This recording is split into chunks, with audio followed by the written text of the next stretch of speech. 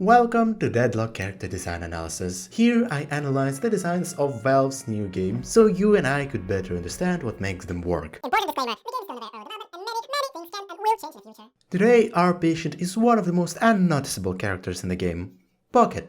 According to in-game backstory, Pocket is the eldest heir of arms manufacturing corporation Fairfax Industries, who lives in hiding after being unsuccessfully assassinated. Pocket isn't standing out, especially next to spirits, demons, robots and other fantastic people in the world of Deadlock. Because they shouldn't. In appearance they draw reference from standard look of homeless people, especially with this big torn and patched coat. As a playable character, Pocket is a trickster that can easily get into the group of enemies from some random bullshit and easily escape, which we can see in their abilities. Launching a sentient code that Pocket can teleport to, magical suitcase where they can hide from any threat, and of course frogs. Many frogs.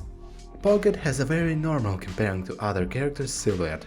The only details that can help distinguish this silhouette is a messy hair, giant coat and solid suitcase. The body shape is a very clear upside down triangle, which is resulted by wide shoulders of a coat next to narrow waist, but the angles are not too sharp.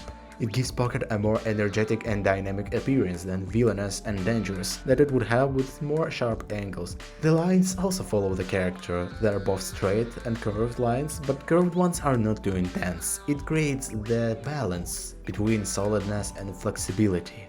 In terms of the color scheme, Pocket has a desaturated color palette, which is common for Deadlock's art style, but Pocket's desaturation is on another level, staying almost with no bright elements. The coat is grey with a very slight pinch of turquoise, its primary color in the design, but the rest of the elements are in greyish shades of yellow and orange.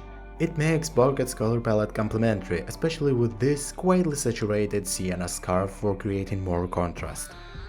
If we make the entire picture black and white, we will notice how all of those colors blend with each other because of their low contrast, which could be a bad thing, but there are two colors standing out: Pocket's skin and shirt.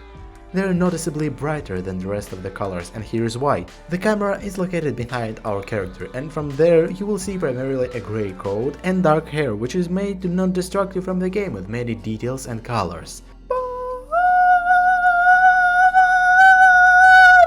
If you are facing Pocket from the front, you will immediately see all important details by yourself with orange scarf, yellow inside of the coat and especially head, which is your main target.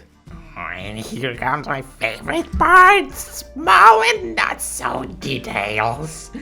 I like how sleeves on the coat are a bit more yellow and brighter. It gives more accent to Pocket's arms so you could notice their battle actions more easily. The hair is an overgrown and messy version of classical male haircuts of America 40s, which corresponds with the game's world. Pocket's gun and suitcase are examples where we can see the game's work in progress, because they don't even have texture. The gun, called Black Sheep, is a kind of six-barreled shotgun that gives more hint to character's playstyle that requires a closer approach to your enemy. While the gun has nothing more interesting, what I would like to see is a finished model of Pocket's suitcase. For now it looks very bland and has no details, which is sad knowing what this suitcase is capable of. But at least this suitcase has very funny animations, especially with heavy punch and slide.